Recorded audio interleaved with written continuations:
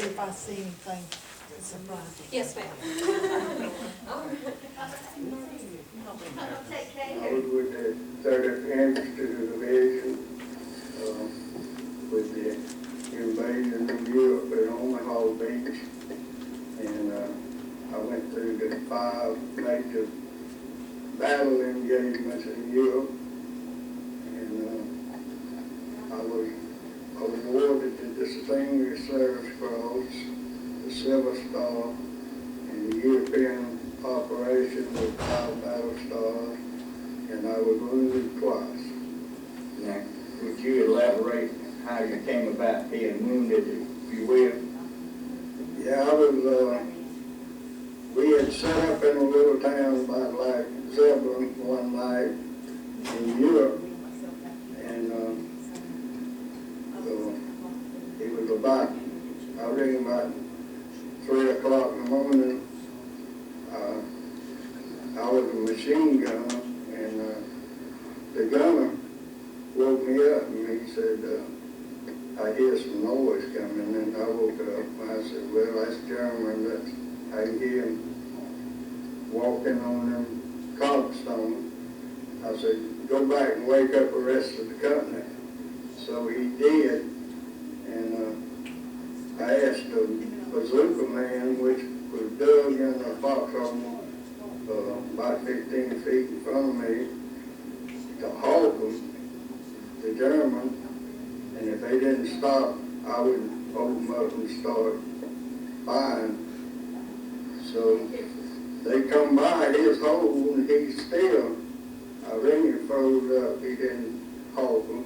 So I halted them, and they was in a column of 4s. They was coming to relieve the men that we had captured that evening.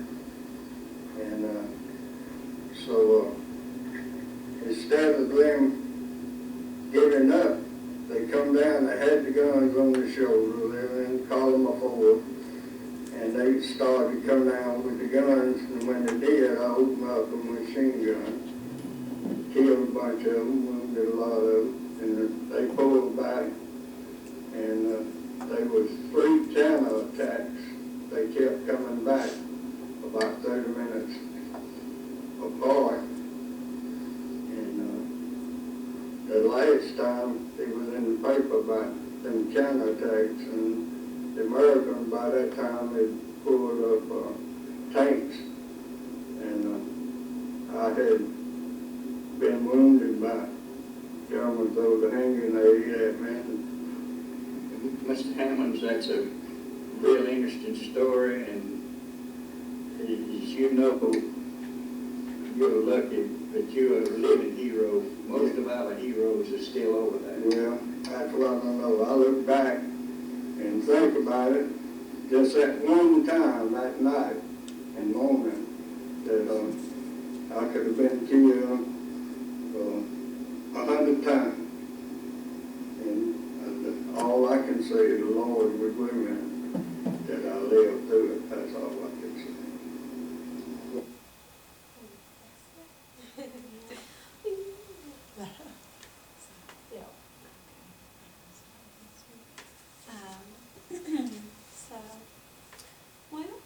So would you say that your dad, did he talk much about the war to you when you were growing up? Just when he, mostly to men, and of course my brother, as he got older, and then I married a guy that he was in Vietnam. He got drafted on my birthday. We were dating, and he got drafted on my birthday, and he served in Vietnam and was wounded twice.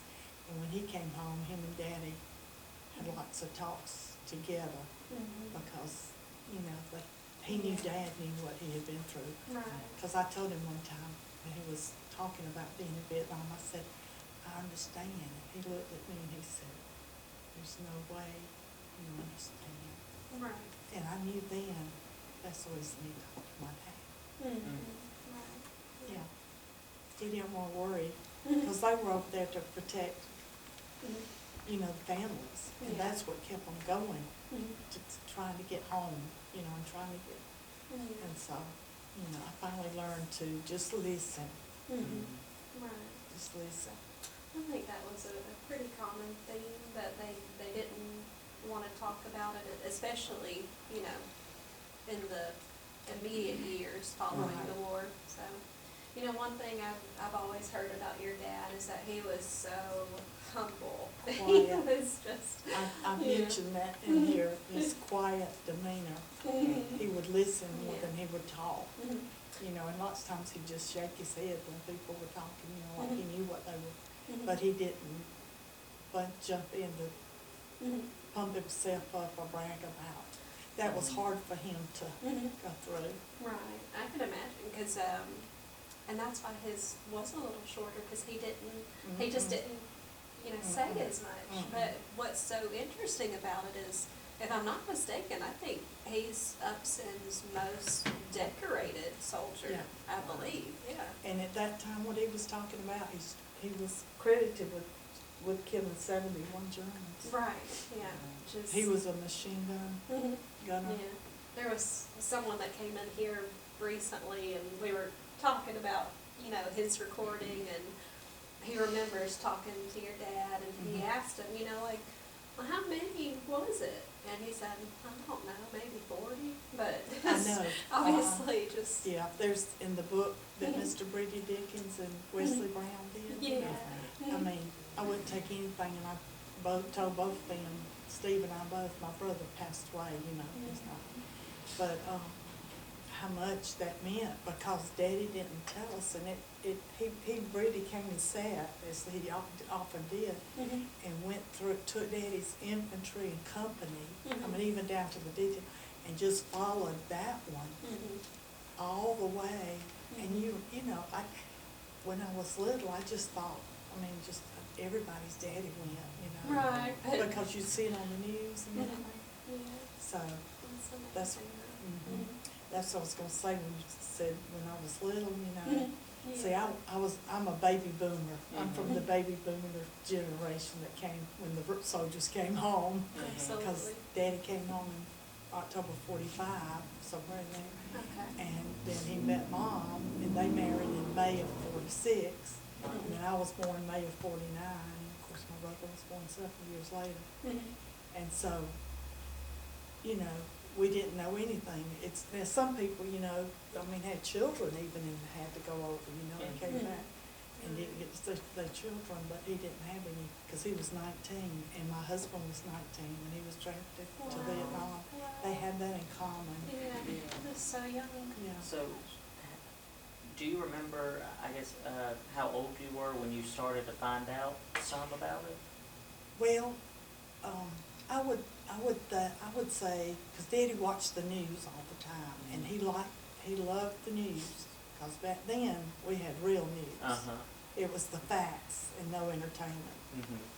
The facts, and you could trust it, you know. Mhm. And he would watch it, and he would read, he got the Atlanta Journal-Constitution, the little thing came to you, and he read the local papers and everything. He just loved reading, and he would watch documentaries on history, and I would think later on as I got older, how can he sit and watch that? It should bring up so many memories to him.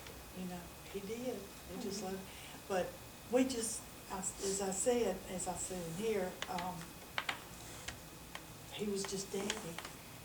He was just Daddy. Because he didn't have his medals out. You know, when we got older, we found where Mama had them, and my brother tried to play with them, so she hid them in another Mhm. place. You told Because me it that. wasn't, it wasn't that important. Uh-huh. Because Daddy had never said, look at my medals, Mhm. this is for this Right. and this, you know. Mhm. And until it came out in the paper, say teenage years, when they started putting the veterans in, Mhm. and they put a lot of things about Dad, you know, Mhm. being absent. And I'm thinking, wow. Mhm. You had no idea? I didn't, because he had not told us that, Mhm. you know. Yeah. And even some of his friends and all, after they started coming to the house and we got to be older and all, we would hear them talking to him about it. He, of course, the men, you know, they bring it out of him. Right. Mhm. But had it not been for that, Mhm. Steve and I neither one until we got older and read, and then he started talking. He would talk more to him. Mhm. But it's like he was trying to protect Mama and me, you know, Right. because you, back then, you know, the men took care, you know, but, some of the women, volunteers, a lot of the volunteers, and even Miss Julie, that went Yeah. over, they did wonderful jobs, and he saw that too. you know. Right. But it's just, and that I noticed that, he wasn't ever scared. That's, he never sat down and talked about it, and he didn't bother, you know, about telling us about the world, or he didn't talk about when I was overseas or anything like that. But I noticed that Daddy wasn't ever scared. I mean, we lived out in the country. He didn't lock the doors, screen door. And I said, Daddy, you know, we need to, when I got a little bit older, I said, we need to start locking the doors, because when I'd go spend the night with other friends, they locked their doors. He said, there's nothing gonna bother us out here.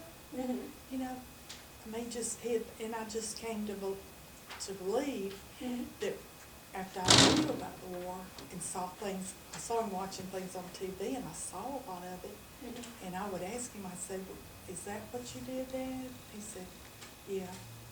And then, you know, when the boys went out on the ships, you know, and I'd say, was that, you were in one of those? Because I was 3 years older than Steve, so I started asking questions, and he heard. And he said, yeah. And I said, but Daddy couldn't swim. Daddy couldn't swim. Really? And I said, Dad, you had to, you know, because I saw the boys jumping off into the water, and I said, what did you do? And he said, we had to keep our guns up, because you're not supposed to get them in the water. And he'd say, you just go down as far as you can and push off from the bottom forward, because you're trying to get to the beach. You know. He was in the invasion. And, Normandy. yeah. Yeah. So that's how a lot of them Yeah, did and I it. said, he said, you know, he got choked, and he said, but then you would pass boys that had already been shot. So it just kept you, I guess, gave you the adrenaline. So yes, somebody's gotta keep going. Yeah, Right. we gotta get them, you know, our job is to get up there and stop whoever's shooting at, Right. you know. But that was, when I learned that he couldn't swim, because we went somewhere to a lake or something, he said, no, you know. And I said, he said, well, I never learned to swim. And then after I saw that, I thought, how did he make it to the shore? Yeah, that's incredible to me. Yeah. It really is. You think of, he's like a superhuman, and then I know. But you know, being born on a farm, I mean, you were roughing it anyway. Right, yeah. I mean, they didn't have indoor plumbing, you know, and all that at home, so out in the woods, and, you know, there was So a lot of it. what did he do when he came back from the war? Did he go into the mills, or did he have another career path? Well, he went into the mills. In fact, I think he had been hired at Thomaston Mills.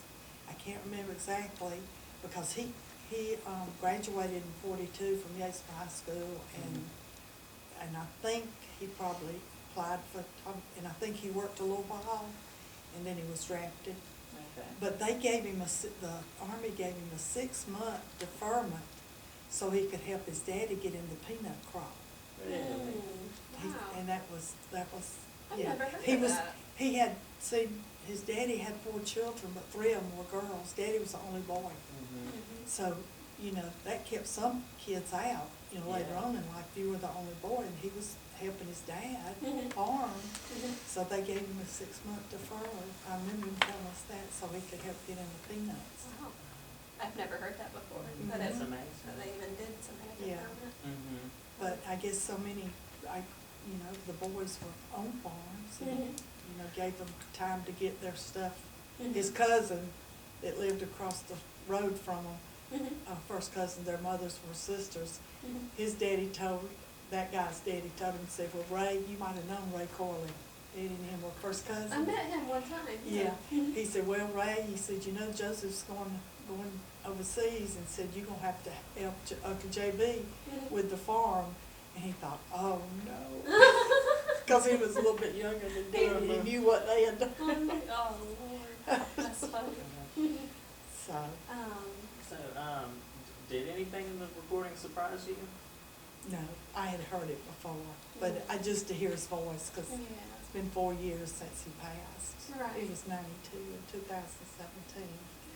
And he had gotten to the point that, and just to hear him talk, even though that's slow, he had gotten to the point that he couldn't hear well. We had hearing aids, but he still couldn't hear well with them. Mm-hmm. And you had to be careful because he would just say, yeah. You know, I took him, he went to get to Macon. He had a tractor accident and went to Macon, and they were just taking him into surgery. The anesthesiologist, I happened to go in there because I know Daddy can't hear well. They took his hearing aids and his false teeth, and you know, and he said, Mr. Hammonds, do you wear contacts? Yeah. I said, no, he doesn't. He doesn't. We got his glasses out here. He doesn't wear contacts, and he was 80-something then. Yeah. That's funny. I think he thought he said, are you ready to go? I mean, he just assumed, because he was on the stretch, and he was, you know, he knew that he must be ready to go, and he just said, yeah. The guy looked at me, and I said, no. I can relate though what you said about, you know, hearing his voice. I didn't know that my grandfather did an oral history until about 7 years after he passed away. So I emailed the Library of Congress and asked for a copy of it, and they sent me one, and it was just, the first time I played it, I cried. I know. It was just, Yeah, it hearing was their surreal, voice. you know. Yeah. But- Another lady did one after that. I think my brother took him that time, and then I took him, it was up here somewhere, and, but Daddy had already started failing more and not hearing good, and it wasn't as well as that. Okay. Yeah, she had to ask him like questions, and he would say a little bit, but Yeah. that was, you know. I'll be happy to get you a copy of that Yeah. one, if you don't have it. I think yeah. we got one, but I'll Okay, double well, check. Yeah. Yeah, Well, I just think, yeah. yeah. So- But you don't have anything to play it on anymore. Well, we converted it to digital, so I can put it Oh. on a disc for you. Oh, okay. Yeah, so, Okay. yeah, because those originals are on cassettes, so, Wow. yeah. Okay. And he did mention that he was wounded twice, Yes. and I'm yeah. just amazed at what he did remember. And, His audio is very clear. mhm. Mhm. And once a bomb was dropped, now that was, he was wounded there in that artillery, but then they were moving around and a bomb dropped and it buried him alive. Oh Yeah, my and the only thing goodness. that was showing was his toes. The men around him, you know, they knew where each other were because they had spaced off how far they were. And they finally found him and took him about 5 minutes, but he had to be resuscitated. Oh, But my his toe, goodness. the guy saw his toe sticking up. I can't believe amazing. that. Mhm. I've never heard And that. I asked Daddy, I said, did you remember anything? He said, no, the only thing I remember, you know, it just went dark, and next thing I knew, I was in the hospital. Mhm. Wow. But they sent him right back as soon as you got well, you know, unless you had a missing a leg or something like that. Had to get back He'd out get there. back out, Mhm. yeah. Well, Yeah.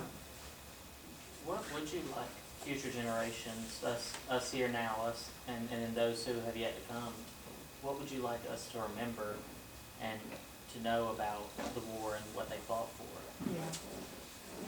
Well, let me see, where am I at? Okay. All right, I just think that they were the greatest generation. I don't think anyone will ever live that long. I just don't.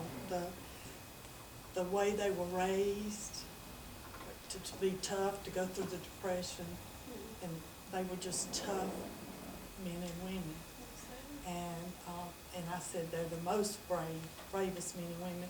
And because Dad and my husband were 19 when they went in, I had to change that too, to boys and girls. Right. They were still boys and girls. Right. Our 19-year-olds now, I don't know that they could survive.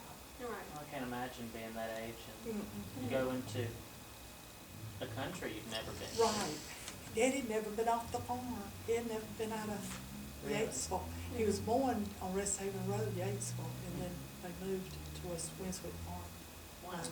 But he had never been, you know, and I just said they were brave and courageous men and women, boys and girls, who were determined to keep our country free, because they knew that might could come over to our country. They kept that and then get their families. I mean, that had to be on their minds, you know, because they saw children and men and women you know, getting killed that were not soldiers, Mhm. you know, and, they took a huge stand to help those overseas who were being murdered and their freedoms being destroyed. And also, they stopped the ones who attacked our land at Pearl Harbor, and those sailors, soldiers, and airmen that paid a heavy price to stop that aggression. Yeah, because they were right there at our back door. you Yeah. know. It's scary.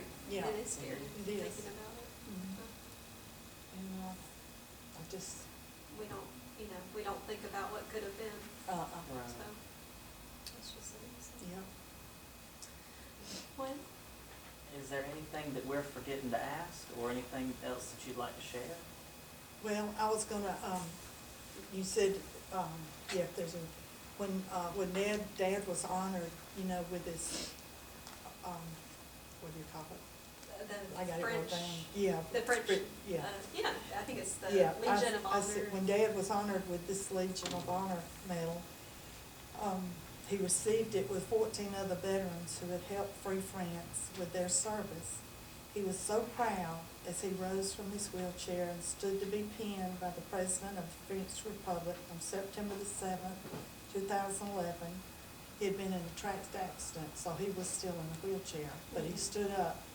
Two of my boys were with him. And he is alive due to brave American soldiers rescuing his dad's family. The French Republic, the president, he was, I mean, I thought it wasn't gonna be that much. It was in Smyrna, Georgia. I thought, should I take Dad? He's in a wheelchair, he gets tired, you know. He wanted to go. I said, Dad, do you really wanna go? Yeah. You know, it says, yeah. Yeah. And so, when that consulate, the president got up there, I mean, he had tears in his eyes. See, they had 15 at a time, you know, they've done, I don't know how many now. They find all the World War II vets that have, served in France, that helped liberate France and give them this. It was started by Napoleon Bonaparte, as a medal. And, he said, I'm here today because of you men, some of you men and more. He said, because my dad, his granddaddy died fighting the Germans, the ones that went over there in France. But, he said the Americans came and they grabbed his, daddy, which was a child, and his, grandmother and all, and got them out. And while his granddaddy was fighting, of course, he lost his life, but he said, I'm here today because of American soldiers that came to France. That's amazing. Mm-hmm. And that was, what year was that again? 2011. Wow. Mm-hmm. That's Years ago. That Yeah, really so is that, amazing. and he choked up, you know, and then he pinned each one of them. Some of them couldn't stand, they were in wheelchairs. But Daddy was able to stand and pin them. Yeah. So that was a proud moment. I'm glad that he was alive to see that. Yeah, So, yeah. I just love that. And then my brother has a son, Jason Hammonds, that fought in Afghanistan. He was part of the Black Hawk helicopter crew. He was crew chief, and Daddy was proud of him. He was in the Army. Well, he still is. He's kind of out. He still helps a little bit, but he's retired. But he was proud of him. That he was. Yeah. That's amazing. Yeah. Well, and like I said, if there's anything else that's coming to mind that you want to share, please do. Yeah. But Well, you asked what he did, you know, after the war and everything, and so Dad with help from others, built a house that he lived in, and lived in till he passed in 2017. Of course, it caught fire one time and had to be remodeled and everything. And he worked at Thomas DeMille's, the Bleacher Division, until he retired in May of 1990 at age 65. So he worked almost 30 years, because he went to the war and then came back to the mill. And then after coming home from the work at the mill, he would go out on the farm. He was raising and selling cows, fixing fences, baling hay for the cows. He was always working at the mill or at home. I mean, Dad, he just wouldn't be still. He just wouldn't, unless the news was on, he was reading the paper. Yeah. But on Sundays, it was church at New Hope Primitive Baptist Church in Yakesville, where he was a deacon. He became a deacon May of 1974, and it was the last member to have his funeral in the church in 2017, because then the church was sold because he was the last deacon, and the other members had stopped coming. It's a little small church, but it is still a church. The people that bought it are having services in it now. So that, and then he oversaw the cemetery. When he started as a deacon, they would cut the cemetery, take lawnmowers, push mowers and cut it down. Well, then it went to, all of them started passing away, so then Daddy, got a riding lawnmower. And my boys, which was his grandboys, and then later his great-grandboys, would help with the mowing and weeding, and he would just supervise as he got older. So he did that too. So he was in the pasture, or at the mill, or at home meeting, or at the church cemetery. So he kept busy. Yep. So. Sounds amazing. Yeah. I mean, I got some pictures of these, but. Yeah. Yeah. But I was gonna take them out and redo them, but my aunt got a hold of those sometime or another, and she glued them on that. She glued them on that piece of felt, which that was his oldest sister, which she was 10 years older than Daddy, and she became his second mama after his mother died. I mean, she never had children, and so Daddy was her son. I mean, in her mind, she'd always say, as Joseph eating supper, when he got where he couldn't go, he didn't like chicken. So make sure Joseph doesn't have chicken. She called him Joseph. Joseph doesn't have chicken. Jameson has